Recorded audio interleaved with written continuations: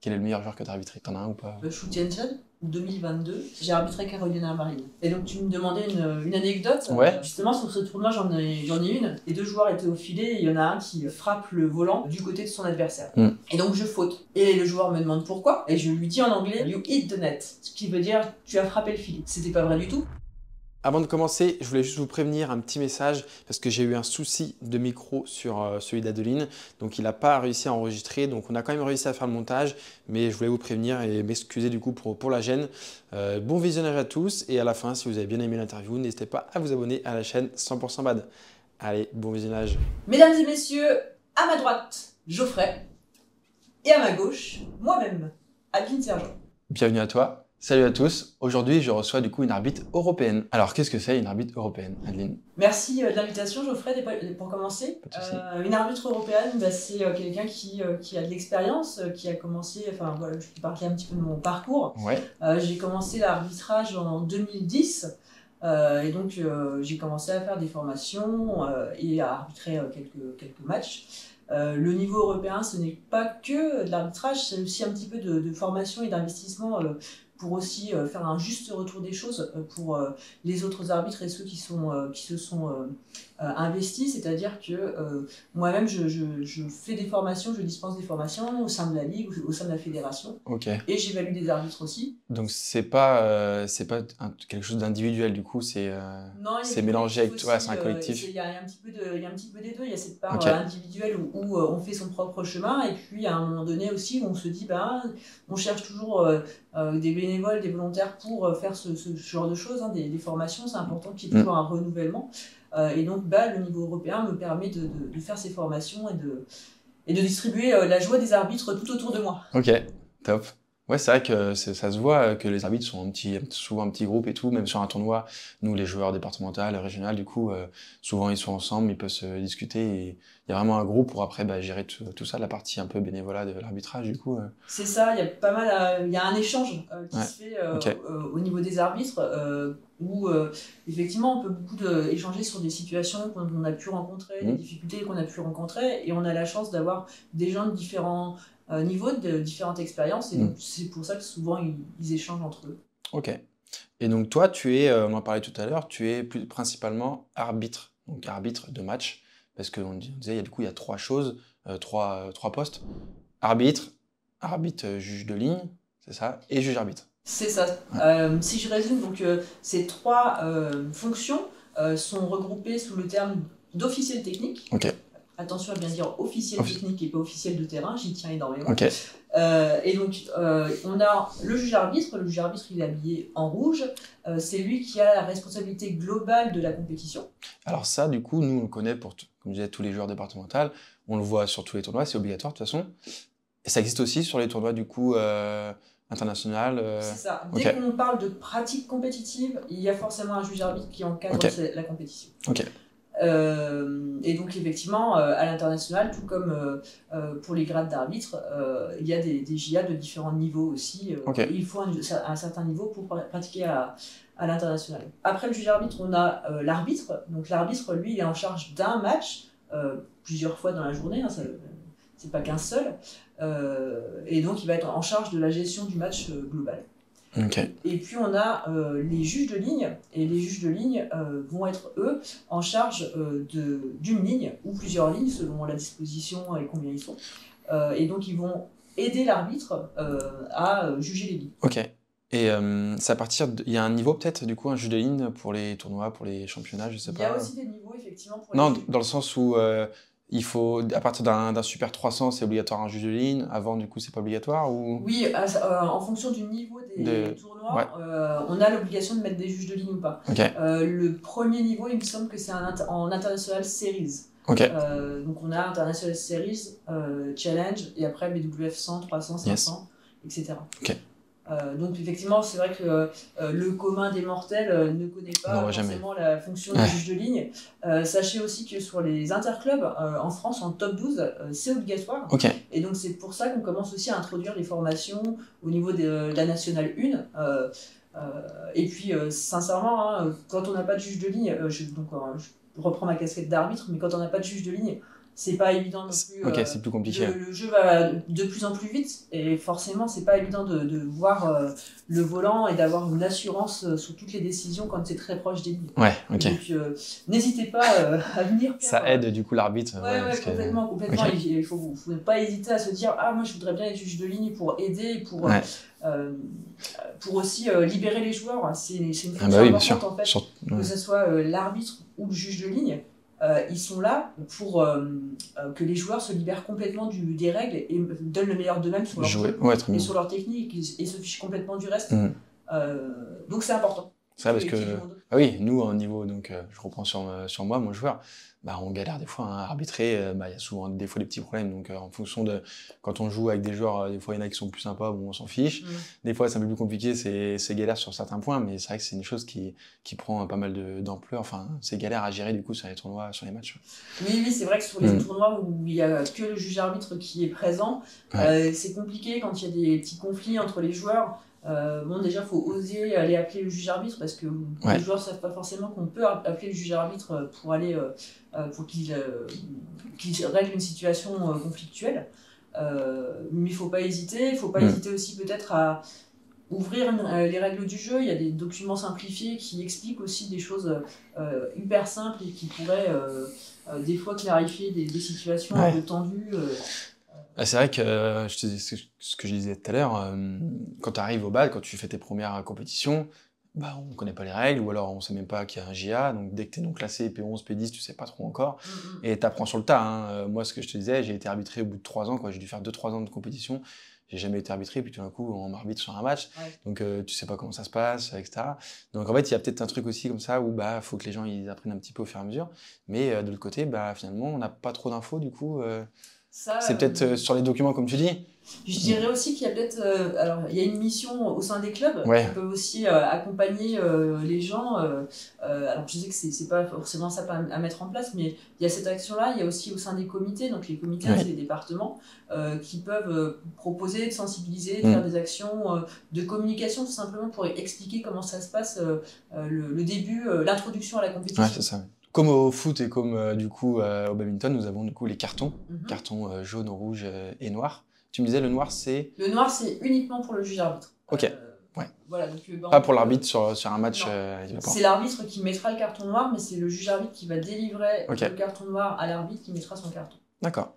Et le carton jaune, du coup, à quoi ça correspond, on va dire? C'est un petit avertissement Alors, effectivement, ton introduction était très bonne et je vais la casser tout de suite. Okay. Ça n'a rien à voir avec le football. La couleur des cartons n'a pas la même style. Oui. Donc ça comme ça, il faut être clair avec tout le monde parce que des fois, les joueurs qui débutent aussi ont toujours peur du rouge parce qu'ils pensent qu'ils vont partir avec leur sac parce qu'ils seront disqualifiés. Non. Donc, pourquoi un arbitre peut arriver à mettre un carton à un joueur? Il y a plusieurs motifs. Alors, c'est pas dans les règles, c'est pas du tout écrit s'il jette sa raquette, c'est un jaune, s'il met un coup de pied dans le mur, c'est un rouge. Non, c'est pas du tout écrit comme ça. Vous avez un document qui s'appelle le code de conduite des joueurs, dans lequel il est décrit la conduite à respecter pour un joueur, donc avec des notions telles que le fair play, le respect, la tenue vestimentaire, le comportement envers les officiels techniques, entre autres. Et puis, à côté de ça, vous avez aussi les règles du jeu, dans lesquelles il est indiqué que si il y a une infraction flagrante ou répétée d'un comportement qui n'est pas indiqué dans le code de conduite, vous serez amené à avoir un carton. Ok.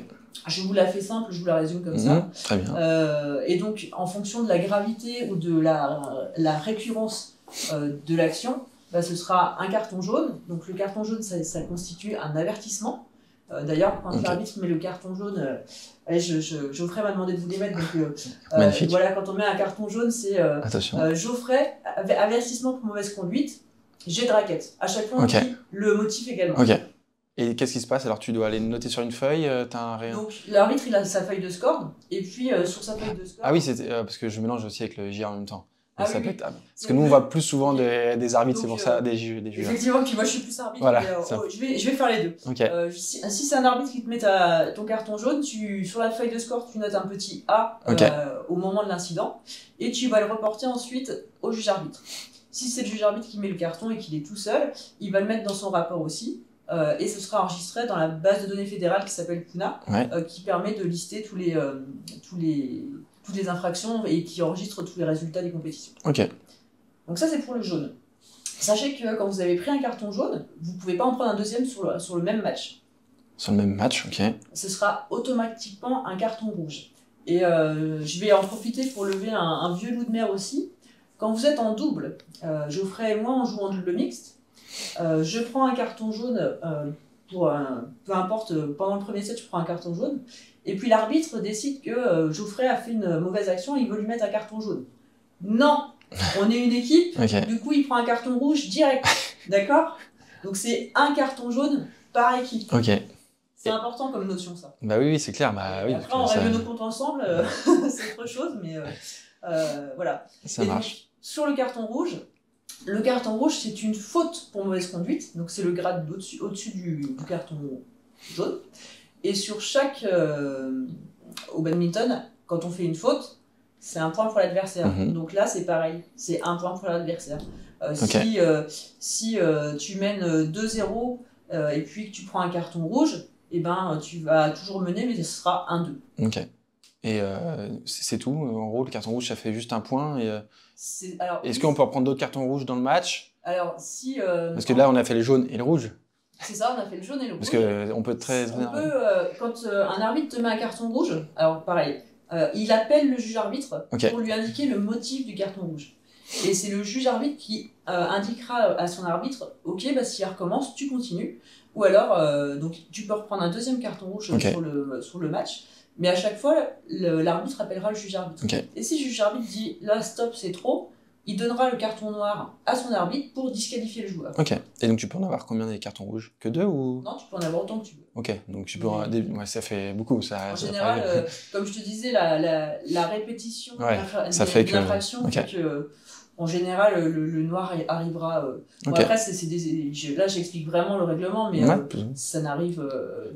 Très, ça t'est arrivé? Non, ça arrive. Le noir, jamais? Jamais. Et le rouge, un petit peu? Le rouge, j'en ai mis quelques-uns, mais très peu aussi. Ah ouais, ok. Ouais, ça peut arriver. Et plus au très haut niveau, ou des fois quand c'était un petit peu au plus bas niveau, pareil? Ouais. Sur du très haut niveau, j'ai pas mis de carton rouge, j'ai mis des jaunes. Ouais, parce que les très haut niveau, du coup, les joueurs savent, du coup, ils connaissent les règles, ils savent que s'ils font ça, ils prennent un point, donc c'est hyper important. En fonction aussi du niveau de compétition, il y a des amendes qui sont liées au carton. Ok. Et il peut y avoir aussi des suspensions liées au carton.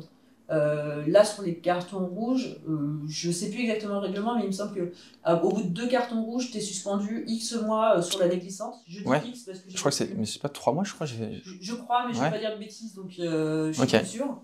Et les cartons jaunes, si tu en as 3 dans la saison, pareil, tu es suspendu X mois. Ok, ah oui, 3, ça peut être rapide pour certaines personnes. Ça peut être rapide, mais voilà, en fait, ce qui est dommage, c'est que le badminton, c'est un sport hyper fair-play. Ah oui, et sûr. que là, ces dernières années, sur ces 3-4 dernières années, l'agressivité commence à monter un peu, et donc, c'est pour ça que le règlement a été durci aussi. Ah, c'est bien. Au final, auparavant, quand tu mettais un carton jaune, tu pouvais prendre 50 cartons jaunes, il se passait jamais rien. C'est ce qu'on m'avait dit, moi, quand j'ai commencé. J'ai repris le bad là, il y a 5-6 ans. Et on m'avait expliqué vite fait le carton jaune. Et je crois qu'une personne m'avait dit, carton jaune, mais on s'en fout, ça fait rien.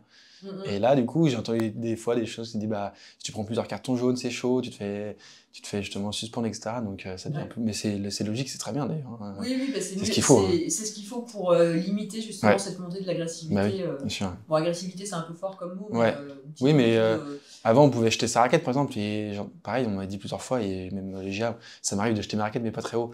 Et je crois que j'ai été un petit peu averti, j'ai jamais eu de carton, mais je crois qu'il y a peut-être une règle comme ça, où si tu jettes trop la raquette, tu prends un carton jaune. Non, il n'y a pas de règle, mais. Il n'y a pas de règle écrite sur le jet de raquette. En revanche, si c'est un geste d'humeur, si c'est trop récurrent, le juge arbitre va gentiment venir te voir en disant écoute, calme-toi, parce que ça met pas en valeur le badminton. Voilà, en fait, on est aussi garant de la mise en valeur de notre sport. Et effectivement, quand tu vois des raquettes voler dans un gymnase, je sais bien que ça va faire tes affaires si je le rattrape pas bien, mais raquette cassée. Ça met pas en valeur notre sport. Bien sûr.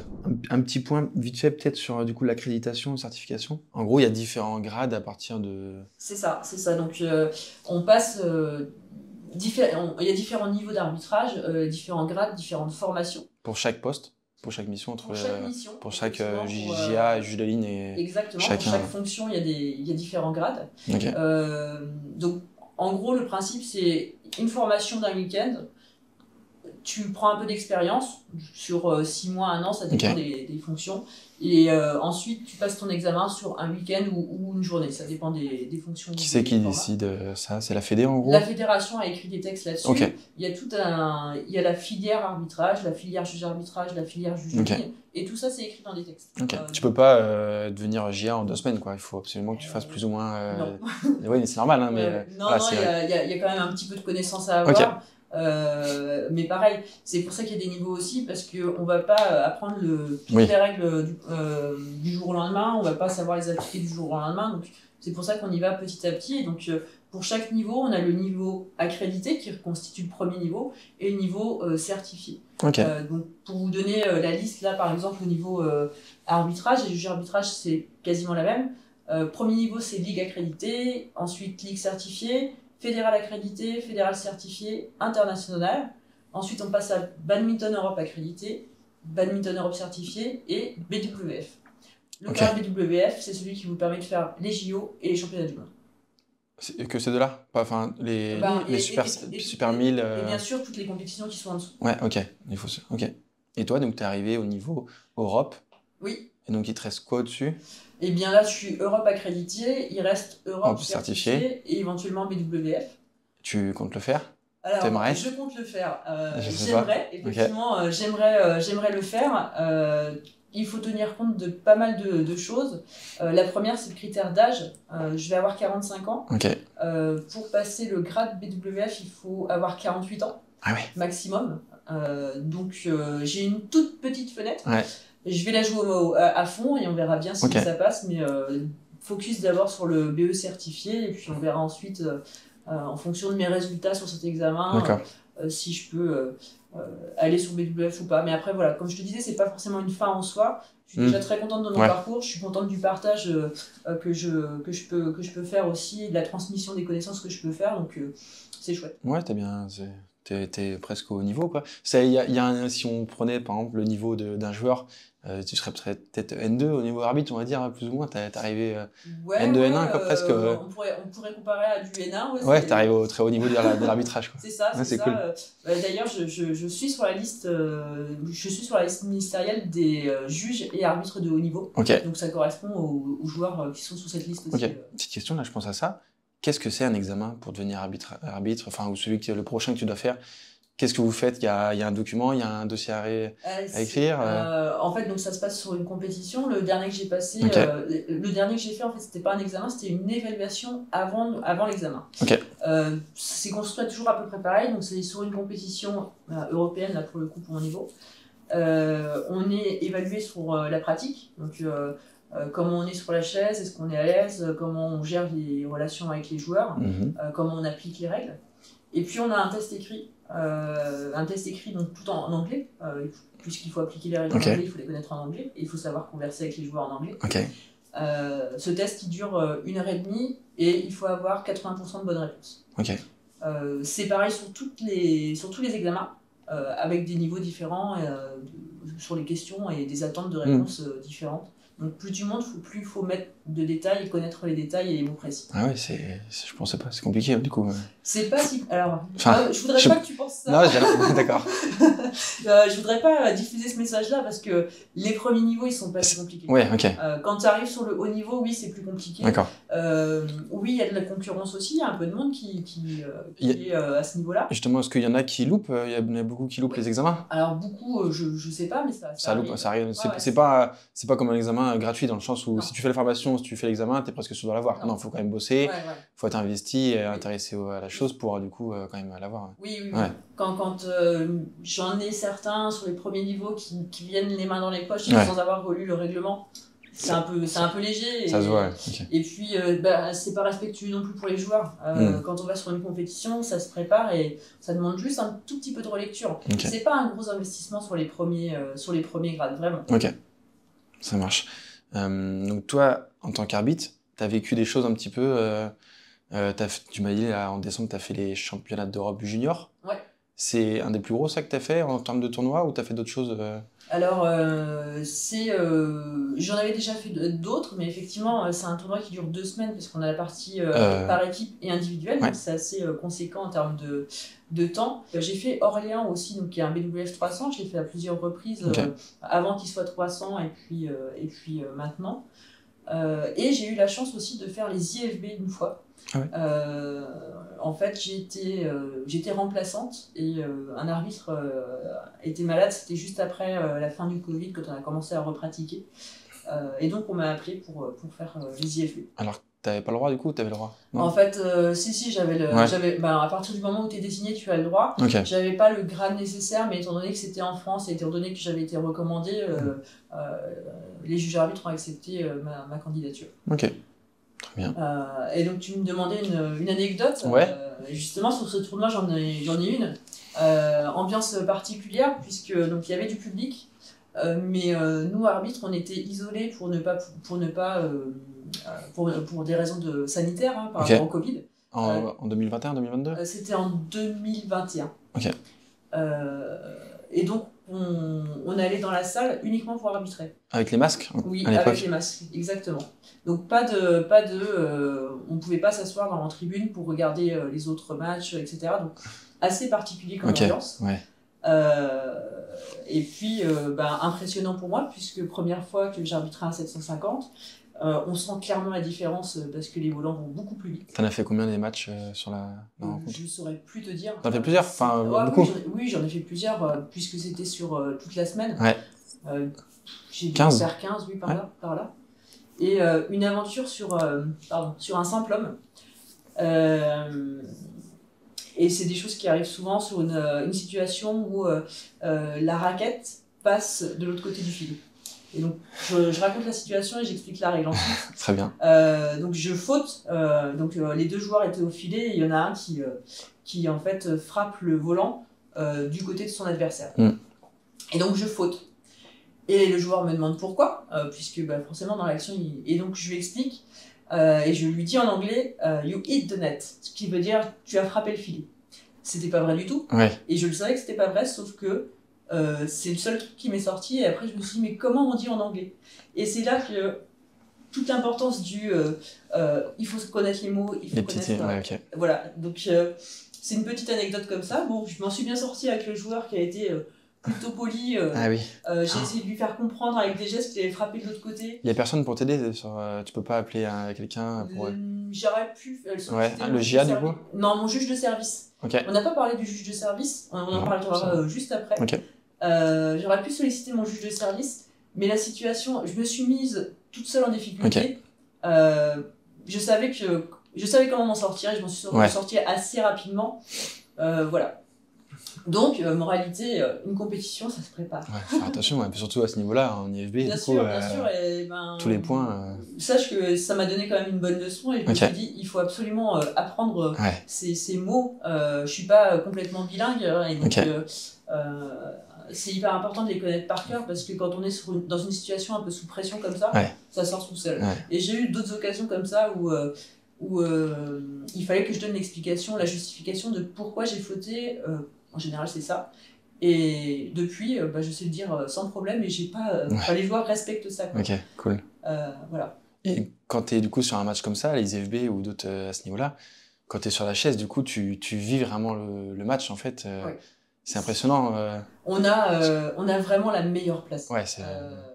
Certes, même mieux que les joueurs, limite. Enfin, t'es tranquille et tout, tu vois tout. Alors, tranquille, c'est pas tout à fait le terme. C'est prenant ou pas Mais c'est super prenant et quand on a la maîtrise du match et quand on a... il y a toute une mécanique à maîtriser au niveau de l'arbitrage et quand on a cette maîtrise-là, on profite du match à fond. Okay.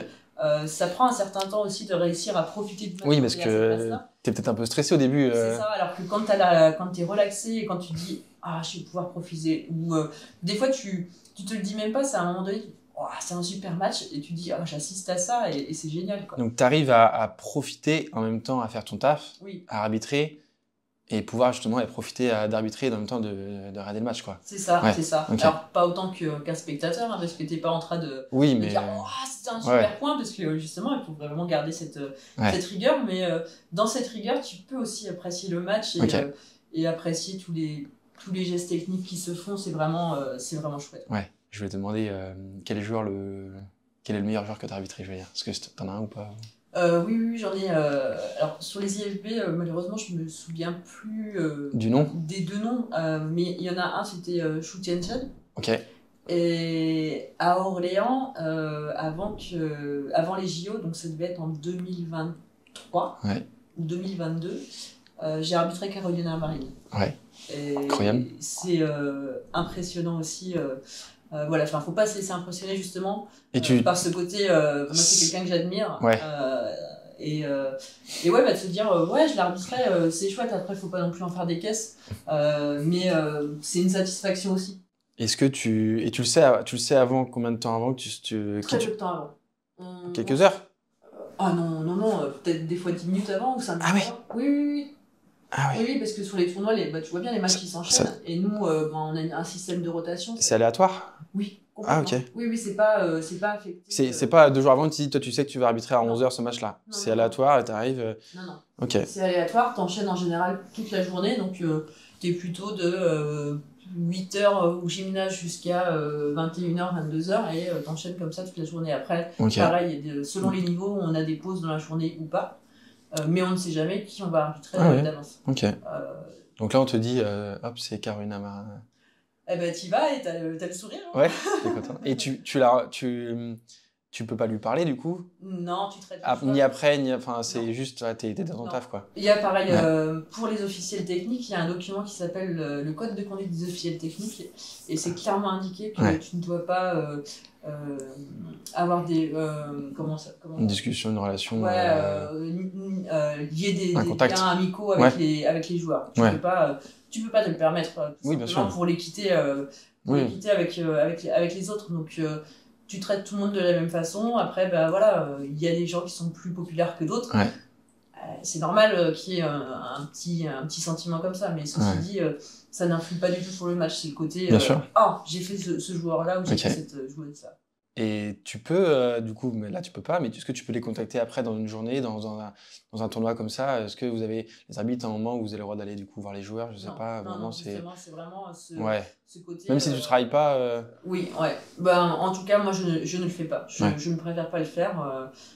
Après, bien évidemment, hein, ça dépend encore une fois des niveaux de tournoi. Sur un tournoi départemental, régional, surtout en régional, tu connais quand même un peu de monde, tu vas pas te fermer avec les joueurs, tu peux aller discuter avec eux.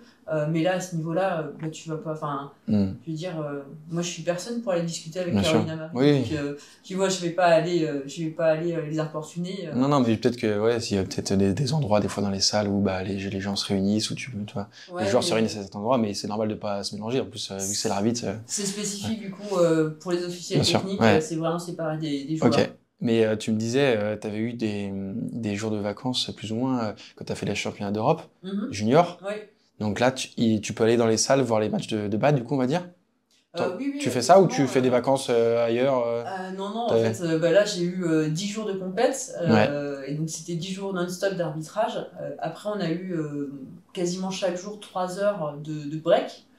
Et donc, sur les 3 heures de break, tu prends l'air parce que tu n'as pas envie d'être encore enfermé dans le gymnase. C'est aussi cette façon-là de se dire ok, je pourrais regarder les matchs, mais d'un autre côté, j'ai besoin de prendre l'air pour pouvoir être à ma meilleure forme et dans les meilleures conditions pour les prochains matchs. C'est important aussi de faire cette déconnexion-là. Bien sûr, ok.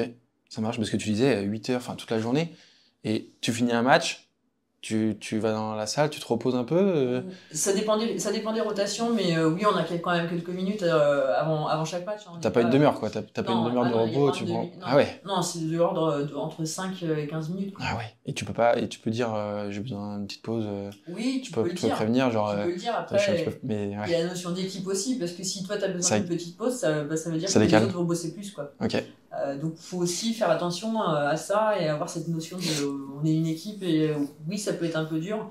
Ce qu'il faut surtout pas faire, c'est que si tu te sens mal ou que tu sens que tu vas être malade, il faut absolument pas y aller et avertir le juge arbitre. Est-ce que vous n'êtes pas nombreux du coup en fait sur des choses comme ça Ça dépend du cahier des charges de la compétition. Là en l'occurrence on était 20. Sur sur le championnat d'Europe junior. Ouais, junior, on était 20 il me semble. Pour 6 terrains, c'est la norme. Quoi. Ouais. Et donc ça veut dire qu'il y en a qui sont en attente à chaque fois Ouais. Quand même, du coup. Oui, t'en as deux sur le terrain et un en attente. Et ça permet de rebondir sur le juge de service qu'on n'a pas abordé. Donc le juge de service, c'est un arbitre. À partir de quel niveau, pareil, du coup, top 12 du coup en France, on va dire, pas avant Non, sur le championnat régulier, il n'y a pas de juge de service pour le moment. Il y en a sur les championnats de France. Tu vois, la semaine prochaine, il va y avoir les championnats de France, il y a des juges de service, sur tous les championnats de France d'ailleurs. Et à l'international, dès que tu sors, il y a des juges de service. Et donc le juge de service, il a la responsabilité de juger le service, comme son nom l'indique. C'est un arbitre, il a la même formation qu'un arbitre, et donc on fait une rotation comme ça, on passe arbitre, juge de service, repos par exemple. Tu vois, ça fait partie d'une des rotations. Ah oui, arbitre et juge de service, c'est la même formation. D'accord. C'est la même formation. Petite différence de règlement entre l'international et la France. À l'international, les juges de service, vous avez déjà dû voir ça sur des vidéos, ils ont deux piges là à côté avec des tablettes. C'est en fait c'est la règle, c'est le matériel qui nous permet d'appliquer la règle des 1m15. Donc à l'international, on a le droit de servir en dessous de 1m15. En France, ce règlement n'est pas appliqué. Ah bon pourquoi on est resté sur les anciennes règles. Les anciennes règles, côte, c'est on sert en dessous de la dernière côte flottante. Il y a je vais pas tout vous expliquer, mais il y a les choses avec les pieds, au niveau des pieds, au niveau de la tête de raquette. Voilà. Là, à l'international, c'est complètement différent. Ça a changé. Et donc tout ça est appliqué. Mais comment ça marche là? Ils ont un petit truc transparent. C'est deux plexis. Pour voir. Il y a une ligne qui est tracée sur chaque plexi. Et en alignant les deux lignes, on voit à 1m15. En fait, on aligne les deux lignes avec l'œil et ça nous fait une vue à 1m15. Et on voit parfaitement quand le serveur sert, au niveau de ce plexi, on voit s'il est au-dessus ou en dessous de la ligne. Mais n'importe où il sert sur le terrain, on va dire, plus ou moins, t'arrives à voir... c'est placé. Normalement, on les place avant le début de la compétition, on les règle, on les place. Et c'est facile à voir ou pas? Oui, et c'est beaucoup plus facile à juger aussi qu'avec les anciennes règles. Très bien. Mais juge arbitre de service, ça m'est arrivé il y a très très longtemps, il y a un truc, je sais plus quand. La personne, je jouais en double homme et la personne du coup servait mal. A priori il servait mal, je sais pas, on savait, personne ne savait. Mais du coup il était en double homme, il était au niveau départemental et du coup il servait peut-être trop, on va dire comme ça. Les gars en face ils ont dit attends, il y a un problème, tu sers n'importe comment là. Et du coup non, puis en fait ça a fait plusieurs fois. Puis au bout d'un moment ils sont allés voir le GA. GA du coup tu vois là il sert comme ça va pas. Et si je me rappelle bien, le GA a dit je peux rien faire.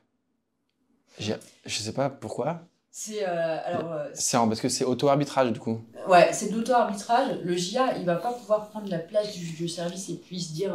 Moi, il y avait aucun arbitre, il y avait personne là du coup. C'est ça. On était que nous. Par contre, il peut expliquer la règle. Oui, il expliquait la règle. Il peut expliquer la règle et effectivement, s'il constate un truc flagrant, il peut indiquer au joueur. En fait, il va pas fauter le joueur en disant ton service il est faute. Il faut qu'il lui indique. Mais il n'y a pas de comme il est tout seul et qu'il n'y a pas d'arbitre, il peut pas prendre. Il n'a pas le droit d'arbitrer du coup. Donc c'est-à-dire que le gars il peut servir comme ça. Sauf que les joueurs en face ils vont dire non. Ils vont aller et là quand le juge arbitre va bien le voir, il va lui dire non tu peux pas servir comme ça, la règle c'est ça, respecte la règle, sinon les adversaires te diront que ton service n'est pas bon et ils marqueront le point. Ça marche. Mais après, on ne mesure pas vraiment au centimètre près. Non, bien sûr. Il y en a plein, on voit, ils servent. Il y en a plein qui servent avec la tête de raquette qui montent haute, vers le haut. Et ça, c'est pas bon. Et ça prend un avantage sérieux. Donc ça. La règle, c'est vraiment horizontal, toujours vers le bas, en gros. Incliné vers le bas. Tout le temps, c'est juste ça, un petit peu, quoi. Il y en a plein qui servent un petit peu droit et tout. Et après, c'est pas évident non plus de le voir quand on joue. Parce que quelqu'un peut très bien finir sa frappe comme ça, mais avoir frappé avec la tête de raquette vers le bas, ou quelqu'un peut frapper directement comme ça. Donc c'est vraiment pas évident quand on est joueur, qu'on se retrouve face à d'autres qui servent mal. C'est arrivé plein de fois, hein. Moi ça m'est arrivé. C'est source de conflit. Et puis des fois il fait que tu perds un point sur un service ou 2 fois, bon tu dis rien, mais finalement des fois tu perds ton match à 21-23 et tu dis attends le gars mais il a servi n'importe comment là. C'est abusé et tout, tu perds un point et du coup en fait c'est ça et qu'on ne devrait pas perdre. Arbitre, juge arbitre, tout ça, du coup c'est plus ou moins bénévole quand même. T'es pas salarié, tu gagnes pas ta vie grâce à ça. Non, effectivement. Comment ça marche du coup effectivement, donc l'arbitrage c'est une passion et les officiels techniques ne sont pas payés, ils sont indemnisés. Et donc les indemnités, je vais pas forcément décrire tous les tarifs, hein, mais il y a un tarif qui a été émis par la fédération. Il y a des ligues qui font des efforts pour promouvoir un peu plus les officiels techniques et qui donnent un petit peu plus. Okay. Donc ça c'est chouette. Et ce qu'il faut savoir c'est que par exemple là sur un interclub, donc sur un interclub ça va être 8 matchs en tout, mais 4, il y a 2 arbitres, donc c'est 4 matchs. Okay. On va toucher 50 € pour la journée. Donc ça c'est pour les régions R1, R2, R3. C'est pour la régionale. Okay. Un juge arbitre qui va faire un tournoi, ça dépend aussi un petit peu des organisateurs, mais sachez qu'il y a beaucoup de travail à faire en amont du tournoi et en relation avec l'organisateur. Donc c'est pas, ça va pas chercher loin. On le sait, on n'est pas une fédération qui a suffisamment licencié aujourd'hui pour se permettre d'atteindre des tarifs tels que le foot, quand tu faisais la comparaison tout à l'heure, ou d'autres sports. Ça reste une indemnité, ça reste un petit plus. À l'international, donc je dois prendre des vacances sur mon métier, hein, celui qui me nourrit. Okay. Par contre, tout est pris en charge. La fédération prend en charge mon transport et l'organisateur prend en charge l'hébergement et les frais de bouche. Okay. Donc j'ai pas de frais si ce n'est prendre des congés sur bah oui, mais du coup, ça reste beaucoup quand même du coup. Ça reste quand même assez prenant, c'est un investissement fort, c'est des choix aussi personnels. Mais encore une fois, ça c'est le haut niveau. Oui, tu le fais combien de fois par an en gros 3 à 4 fois par an. Ouais. Okay. Donc j'y consacre facilement 20 jours de congé. Ok. Ouais, ce qui est beaucoup. Ouais. Mais sur du coup un tournoi, nous pour les joueurs départementaux, là, comme d'ailleurs je joue demain un tournoi, donc le JA il est là du samedi au dimanche de 7h jusqu'à des fois 20h quoi. Donc ça justement il est indemnisé. Tu sais combien c'est à peu près?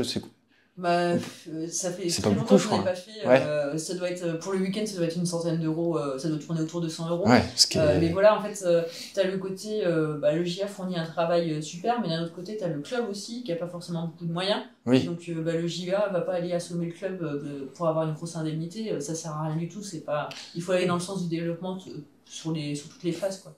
Oui, mais du coup, le JA, c'est hyper important. Sans le JA, du coup, on fait pas de tournoi. Sans le JA, tu peux faire des tournois, mais qui seront du coup pas homologués et qui n'apporteront pas de points. Oui, voilà. Ce que veulent les gens et les joueurs c'est gagner des points. Donc effectivement, on a besoin de juges arbitres.